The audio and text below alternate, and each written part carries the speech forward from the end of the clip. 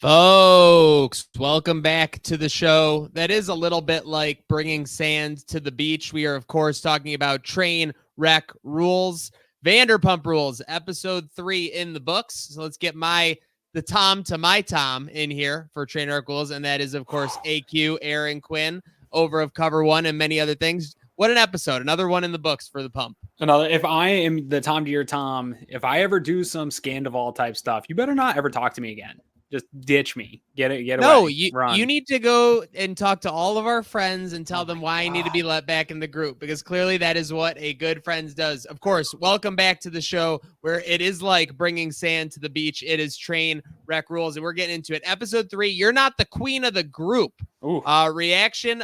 So thoughts on this one? I thought this was, again, more of, the Vanderpump recipe. You're getting your one-on-ones. You're getting your check-ins. A little bit less from James in this episode, I think, versus what we've seen in the first two. A little bit more focused. If anything, this episode, if it had a summary, I would say main characters try to convince Tom he needs to STFU. Yeah, and it really was. It was the one-on-one check-ins, mostly with Tom, both Toms, really. And he's just continuing down the same path of like meeting everyone with just fierce resistance. He's like, yeah, no, I'm apologizing to everyone, but also F all you guys, and this is all the stuff you've done to me. And it's like, Sheena really hit it on the head late in the episode. Like, dude, you're just a straight up narcissist. Like, this is all just classic narcissism. And to the point, like, I actually felt bad in this episode for Lisa, because I think I don't ever want to discredit suicide or those types of thoughts. And obviously they touched on that at the end. If anybody's dealing with that, contact somebody. But almost felt like Scandival was using that, knowing that it was going to pull on Lisa's heartstrings. And I feel bad for her, because she was trying to talk some sense into him, and then now is just feeling for him. And I honestly, like, Tom Sandoval is so much of an egomaniac in the way that he's presented himself. Like, I can't imagine those thoughts have actually passed his brain. He doesn't seem to have remorse over any of this. He's more upset that his ego's been bruised. Yeah, absolutely angry about the ego bruise, angry about the attention. And believe me, if he needs to get himself in the positive, he's going to convince himself the world needs more Tom. You saw they're calling him out on, oh, there we go. My light's working now. There we go. Now I can be the Tom I was born to be. Not exactly what you want to be. But again, so we continue this episode. I wrote down in my notes, and I think we both agree on this. Anytime you raise your voice to or with Lisa in a conversation, that's just not a winning formula on Vanderpump Rules. Especially like the allowing him to open a restaurant with her support and all that she had to do to drag them into opening a restaurant. Like, oh my God. They were lost in the weeds. Tom would have burned down the first week if she wasn't in charge. They owe her everything. And again, like, I get it. Like, yell at Sheena, yell at James a little bit, like, whatever. They've all got stuff too, but Lisa doesn't. And Lisa's been nothing but supportive. And for him to come at her like that, like, you don't know how I feel. It's like, dude, that's when I was like, yeah, no, I think he's just a legit crazy narcissist, and he just is not going to see the remorse side of this. So. Now, I'm not going to lie. I do think we talked last week. That was a producer segment. You have Tom kind of spontaneously just showing up to the property there. Obviously, Lisa hanging out. But yeah, so it was a good segment. And yeah, it showed exactly how far lost Tom was. I think we talked last week when he was setting up the party at his house, how he really wasn't listening to Anne. It seems like that's the way all of his conversations are going. And obviously, given where Sandoval is, he needs to be listening to people, especially his good friends and those who care for him. Yep. With that said, we have emo night. To put a bow on it, thoughts on Good as Gold emo remix? Oh my God, man. Like, Sheena redeemed herself a little bit in this episode, but again, like, people with egos, like, Sheena has no business doing these songs, and she I think she sincerely thinks she's good at making music. But I guess if you're popular and you're on TV, you can get it done. But those are the segments that honestly, it just it feels like a wasted filler segment, and like nobody cares about Sheena's songs. She even admitted it. I think it was last week when they were like kind of building up to the episode, that the music thing had kind of been a failure for her. I think she didn't like the negative action. I mean, let's face it, if you're a reality TV star and you can post on Instagram, get all kinds of praise and stuff like that, why would you put music out that's going to open you to criticism all kinds of stuff like that. So she's no DJ James Kennedy. That's all. She's not a DJ James Kennedy who would never dream of hitting play button on a set, obviously. But yeah, so we're having the fallout from emo night. We got the liquid IVs. You ever done these liquid IVs, by the way? Not like recreationally, just at the hospital. And they well, do feel involuntary fantastic. IVs. Yes. But yes, I wrote down here in my notes because I think this was when Sandoval started talking with Schwartz. So obviously Schwartz is telling him like, yeah, dude, you shouldn't have, said that to James or whatever. I wrote Sandoval isn't pointing fingers. He's pointing every finger. Yeah.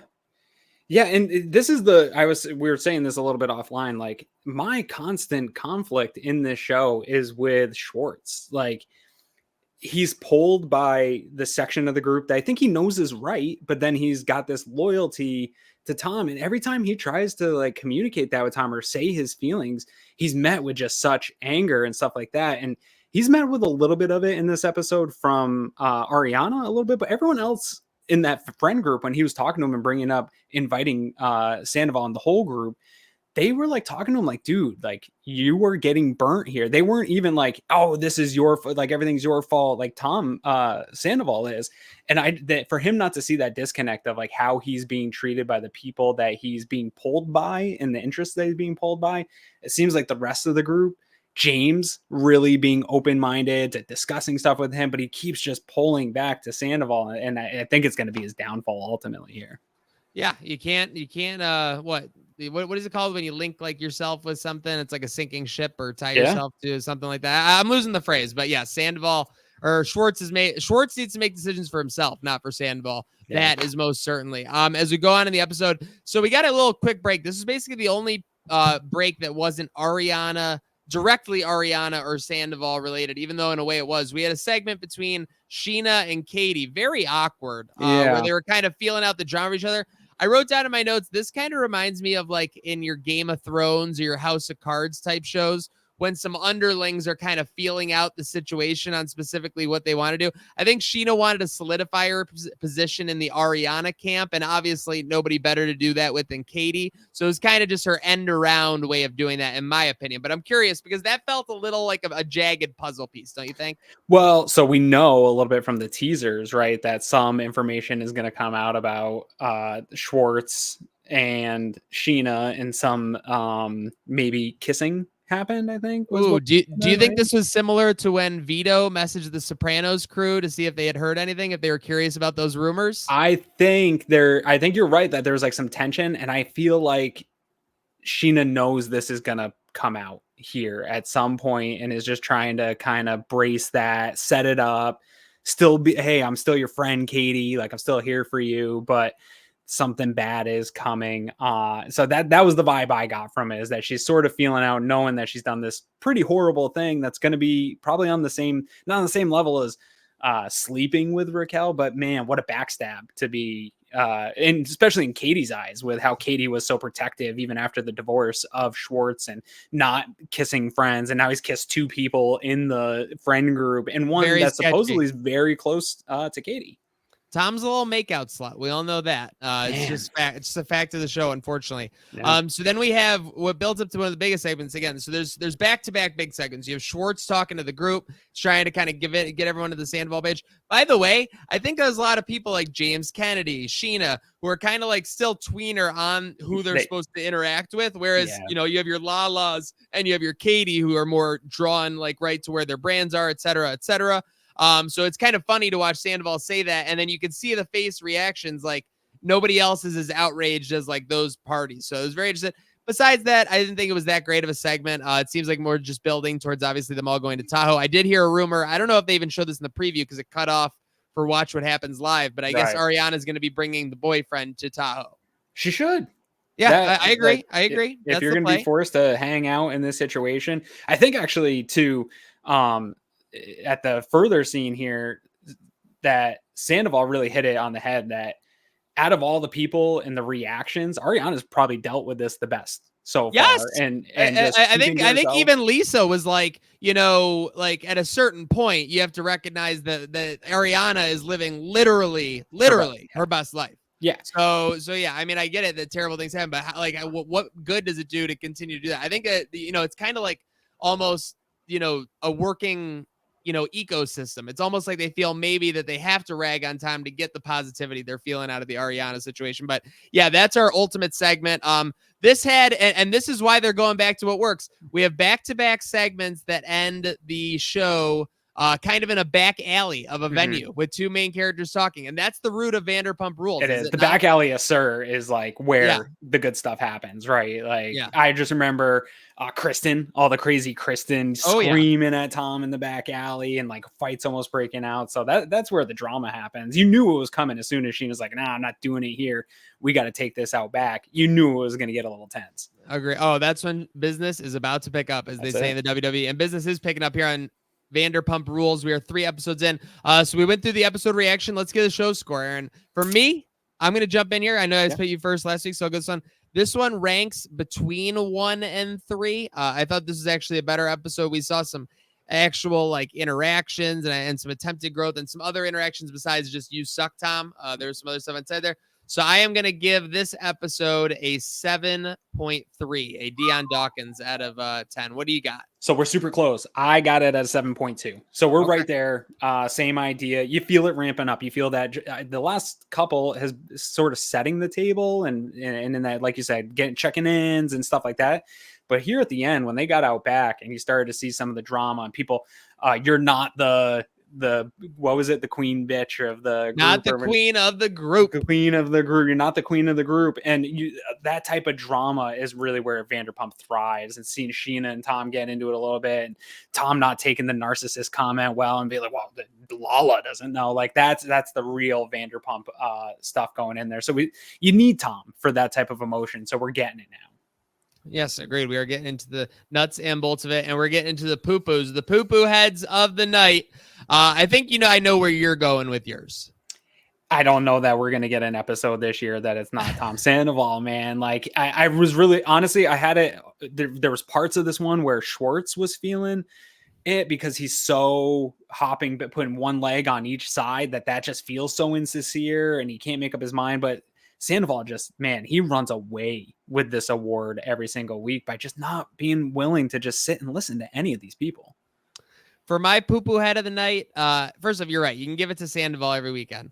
The other person, I mean, really, I was tempted to give it to Schwartz. He just kept really getting owned by everyone all episode, and he didn't seem to be picking up the memo. Like he basically got told what to say by Lisa, but still wouldn't do it to the group, et cetera, et cetera. But I'm actually going to go with Sheena Shea. Sheena, formerly Shea. And here's the reason why.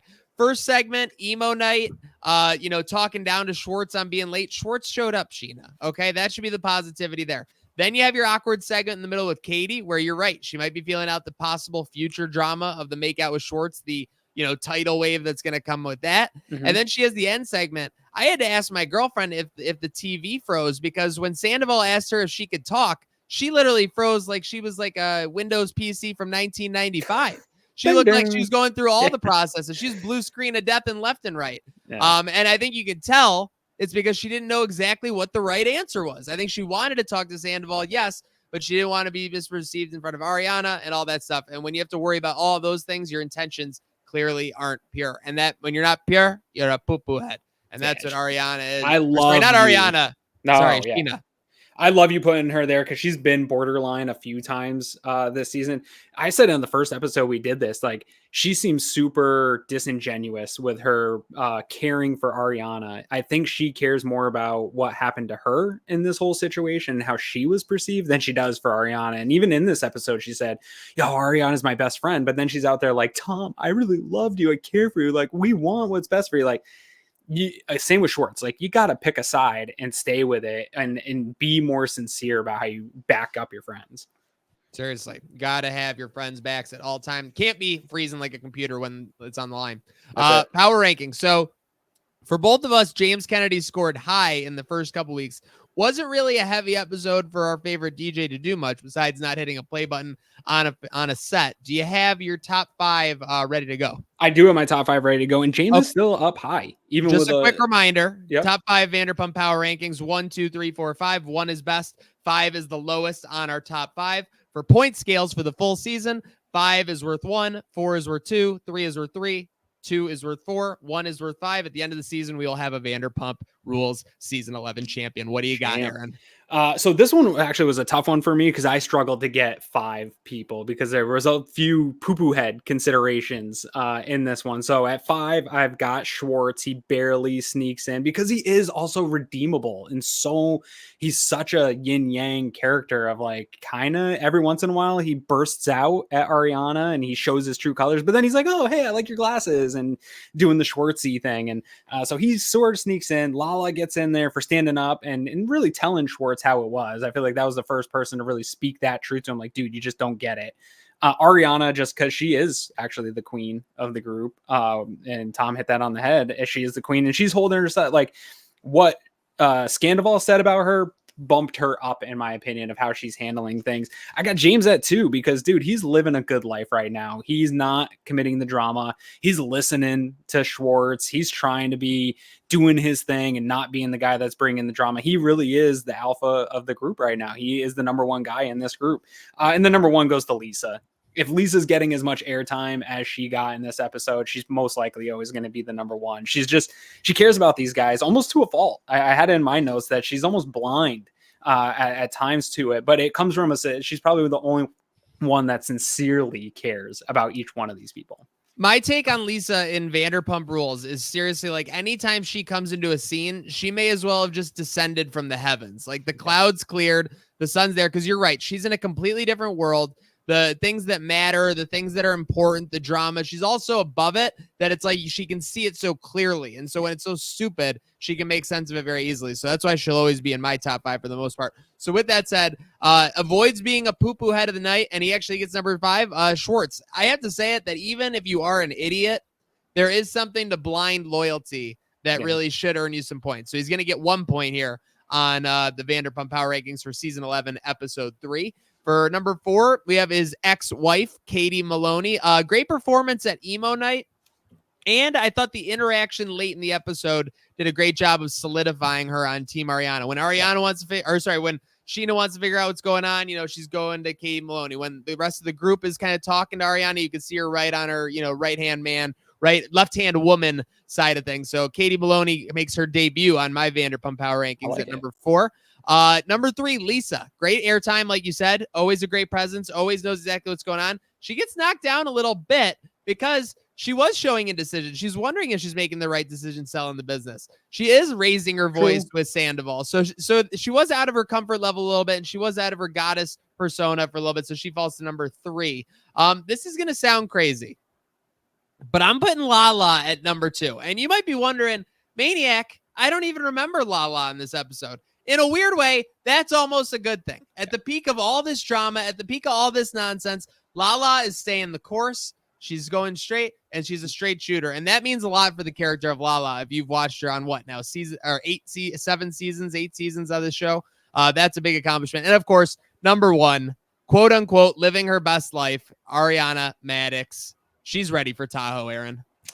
But the only thing that's keeping me off of Ariana is this house situation. Lisa called it out. It's super weird. They got to figure that out. There's something weird stuck in there.